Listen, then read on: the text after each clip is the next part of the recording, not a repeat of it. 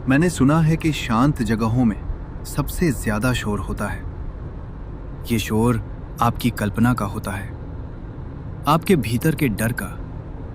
और अगर कोई जगह इतनी शांत हो कि आप अपनी धमनियों में बहते खून की आवाज सुन सकें, तो वो असल में आपको डराती है। ये कहानी है शिमला से लगभग 80 किलोमीटर दूर स्थित एक भूल चुके गांव रौन की धार की। इसे देवदार का आखिरी किनारा भी कहते थे, क्योंकि इसके आगे देवदार के घने जंगल अचानक खत्म हो जाते थे और शुरू होता था एक भयानक नीरव अंधेरा। मेरा नाम अविनाश है। मैं एक अर्बन एक्सप्लोरर हूँ, या यूं कहिए कि मैं उन जगहों की तलाश करता हूँ जिन्हें दुनिया ने छोड़ दिया है। इस बार मेरी तलाश मुझे रौन की धार तक ले आई थी। ये जगह पिछले 50 सालों से वीरान पड़ी थी। सरकार ने इसे बसने लायक नहीं घोषित कर दिया था। मैं अक्टूबर की एक धुंधली शाम को वहां पहुंचा। ऊंचाई पर होने के कारण सूरज जल्दी डूब गया था और चारों तरफ एक स्याह ठंडी नीलिमा छा गई थी। मेरे पास एक पुरानी कार थी जो मेरे पिता ने मुझे दिया था। जैसे ही मैंने गांव की सीमा में प्रवेश किया, एक अजीब सी चुप्पी ने मुझे जकड़ लिया। हवा बिल्कुल रुकी हुई थी।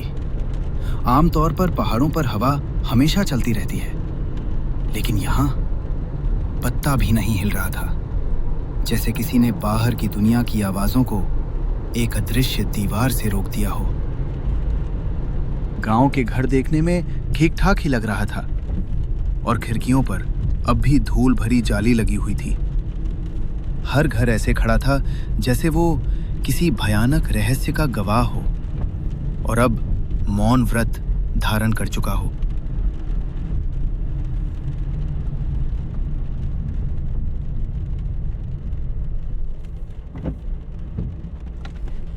मैंने पास में ही अपनी कार रोकी और जरूरी सामान निकाला। मुझे रात को कैंप फायर जलाने की जरूरत महसूस हुई, इसलिए मैं कुछ सूखी लकड़ियां इकट्ठा करने लगा। और तभी मुझे कुछ दिखाई दिया। ये एक मिट्टी का खिलौना था, एक छोटी विकृत गुड़िया जिसकी आंखें काली स्याही से बनी थीं और उसके चेहरे पर एक स्थायी डरावनी मुस्कान थी। अजीब बात यह थी कि उस खिलौने पर धूल की एक परत भी नहीं थी। ऐसा लगा जैसे उसे अभी अभी किसी ने वहां रखा हो। मैंने उस गुड़िया को उठाया और उसे अपनी कार में ले जाकर रखा और खुद को दिलासा दिया कि यह किसी बच्चे का पुराना खिलौना होगा। रात गहरा रही थी और मैं आग की रोशनी में बैठा था। आग की लपटें उस चुप्पी को और भी असहज बना रही थीं। मैं कैंप फायर का मजा लेते हुए मेरी कॉफी पी रहा था। लगभग आधी रात को अचानक मुझे एक आवाज सुनाई दिया। यह कोई जोरदार आवाज नहीं थी, एक गुनगुनाहट थी, बहुत धीमी, बहुत मधुर, लेकिन उसमें एक भयानक उदासी थी।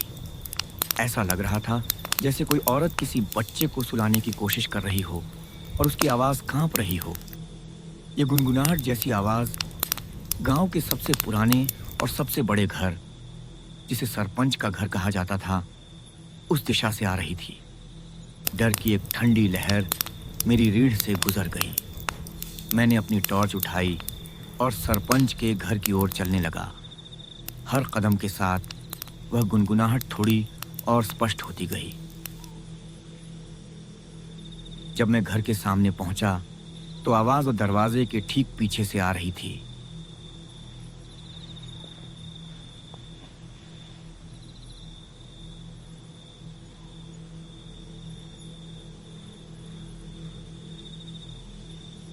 मैंने हिम्मत की और दरवाजे को धीरे से धक्का दिया। अंदर एक बड़ा धूल भरा हॉल था। मुझे लगा था कि गुनगुनाहट अब बंद हो जाएगी, लेकिन नहीं, अब वह और भी नजदीक महसूस हुई। मैंने टॉर्च की रोशनी ऊपर उठाई। मेरी आंखें छत पर टिकी।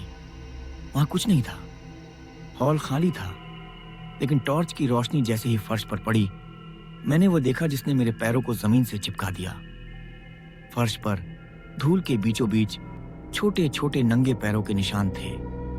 वे ऐसे लग रहे थे जैसे अभी अभी किसी बच्चे ने गीले पैरों से उस पर कदम रखा हो।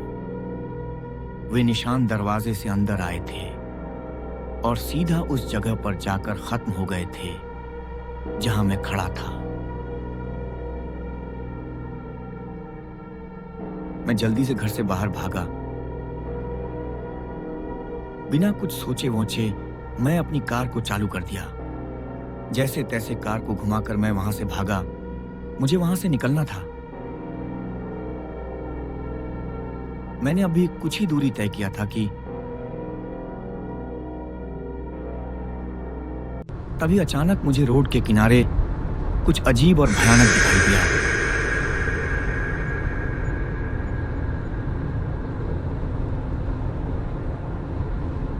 मां कसम, इससे भयानक चीज या वो जो भी था मैंने अब तक के जीवन में नहीं देखा था।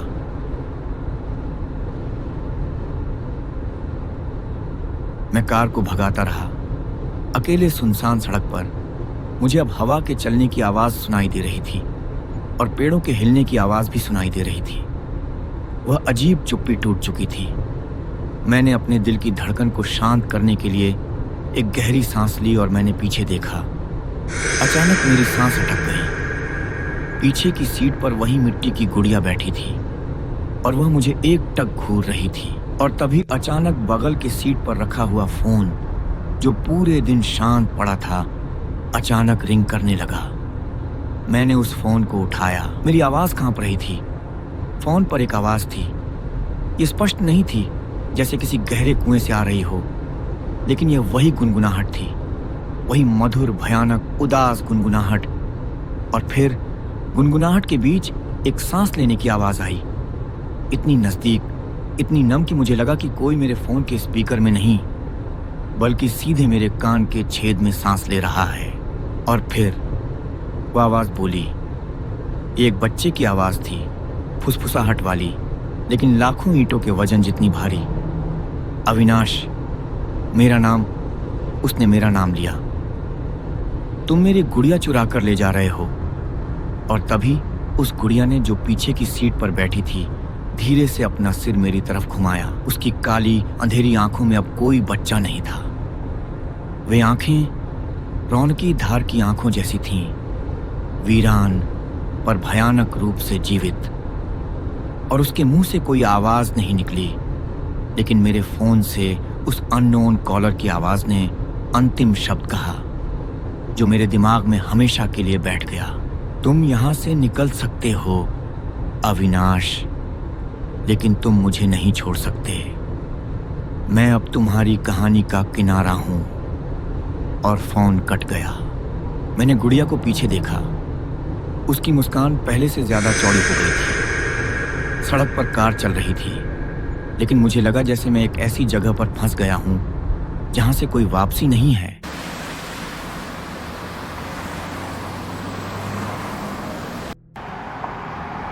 मैं आज भी कार चला रहा हूं।